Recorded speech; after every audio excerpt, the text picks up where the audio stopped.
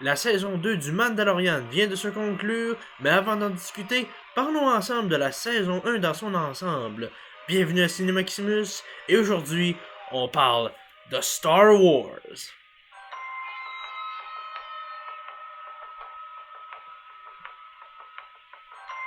Il y a un an sur l'application streaming Disney+, le Mandalorian, la première série en live-action de Star Wars, a conquis le monde entier et l'Internet.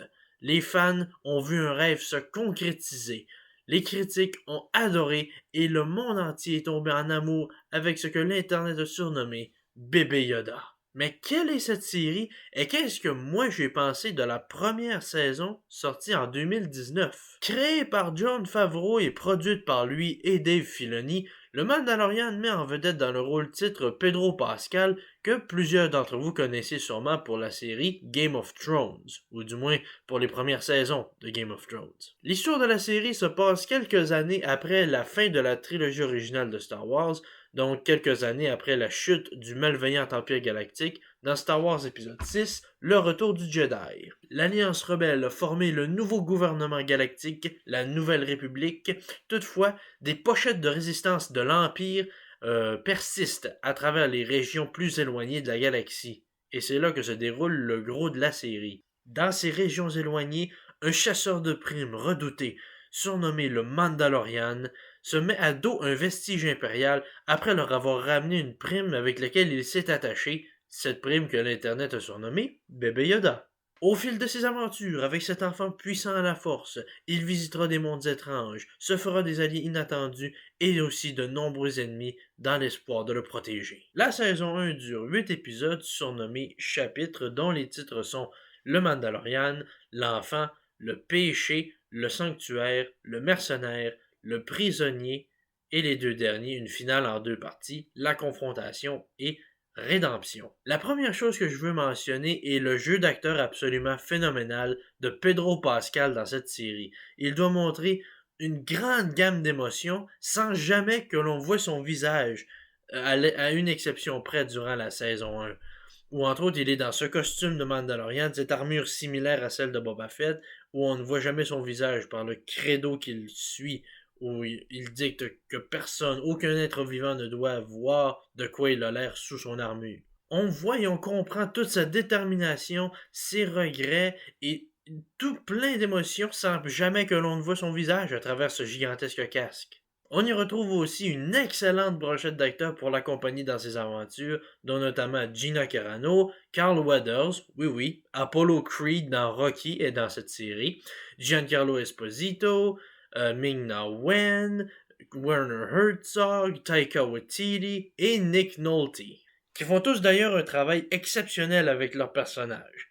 Une belle addition à l'univers de Star Wars. J'adore le look de la série aussi, avec des gens dans des vrais costumes, des aliens à drôle d'allure, des décors virtuels vraiment convaincants. Ça fait vraiment hommage au old school Star Wars. Ça aide aussi que les effets spéciaux sont tous absolument fantastiques, comme on devrait s'habituer pour une production non seulement Star Wars, mais du Disney Star Wars surtout. Un autre élément que j'adore avec cette série, c'est la musique composée par Ludwig Göransson, que vous connaissez sûrement pour Creed, Black Panther ou Tenet, que j'ai également critiqué sur cette chaîne. Mais vraiment, la musique est tellement différente de ce que John Williams a composé pour les films. Elle ressort du lot avec des tons vraiment uniques. Écoutons-en un petit extrait du thème du Mandalorian qui joue à la fin de chacun des épisodes. Joue la musique, mon Ludwig.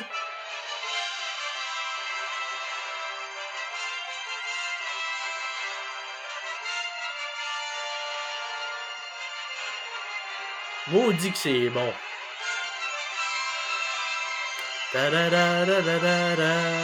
Parlons maintenant de la qualité des épisodes en général. Je dirais que pour moi, les deux meilleurs épisodes de la saison 1 sont les épisodes 3, Le Péché, réalisé par Deborah Chow, et l'épisode 8, réalisé par Taika Waititi, qui fait également la voix d'un droïde dans la série IG-11, et que vous connaissez peut-être pour sa réalisation du troisième film Thor de Marvel, Thor Ragnarok. Je dirais que ce sont les deux épisodes avec le plus de développement de personnages et les meilleures scènes d'action. C'est pour ça que pour moi, ils se démarquent du lot. Les 4 premiers épisodes sont une très belle démonstration du storytelling de Star Wars, avec l'histoire qui se conclut dans les 2 derniers épisodes, alors que les épisodes 5 et 6 sont un peu plus isolés. Mais ce que j'aime, c'est qu'avec la saison 2, chaque épisode est vraiment essentiel. Même si on pense qu'un épisode est du filler, comme on appelle, un épisode de remplissage, non, tous les épisodes importent à la série. Et ça, j'adore ça. D'une confrontation avec une gigantesque bête ressemblant à un rhinocéros pour lui voler son œuf, à une libération d'un prisonnier d'un vaisseau de détention, à un sauvetage d'un village confronté à un groupe de mercenaires, je dirais que les aventures du Mandalorian sont vraiment vastes, variées et rajoutent beaucoup à l'univers de Star Wars. C'est vraiment des belles scènes d'action, c'est bien réalisé, c'est entraînant. On est transporté dans cet univers dès le premier épisode. Ça, j'adore ça. Je dirais que tous les épisodes sont vraiment bons, à une exception près, ce serait l'épisode 5, intitulé Le Mercenaire, où le Mandalorian part sur Tatooine pour faire équipe avec une espèce de wannabe Han Solo. J'ai pas tant aimé cet épisode-là, mais je dirais que le gros de la saison, à part cet épisode-là, est fantastique. Je dirais tous les épisodes se situent entre un 7 sur 10 et un 10 sur 10, à l'exception de l'épisode 5 qui se mériterait plus un 5 à peu près. Mais c'est pas mauvais, mais c'est juste... c'est pas de calibre par rapport au reste, c'est tout simplement. J'ai juste l'impression que si certains épisodes étaient plus longs aussi, ce serait encore meilleur. Plusieurs des épisodes se terminent autour d'une trentaine de minutes, ce qui selon moi est un peu court pour cette série. Selon moi, les meilleurs épisodes prennent plus de temps pour développer les personnages. Au final, j'adore le Mandalorian. C'est une très bonne série Star Wars, un très bon départ aux séries avec des vrais acteurs de Star Wars. Les séries comme Clone Wars et Rebels ont pavé la voie à Star Wars à la télévision. Mais Mandalorian concrétise que si on prend des acteurs dans des vrais costumes et qu'on les met dans ce contexte, dans cet univers, ça peut fonctionner. Ça tombe bien parce que Disney vient d'annoncer genre 12 nouvelles séries sur Star Wars qui sortiront dès l'année prochaine. Alors, on en a pour notre argent, comme on dit.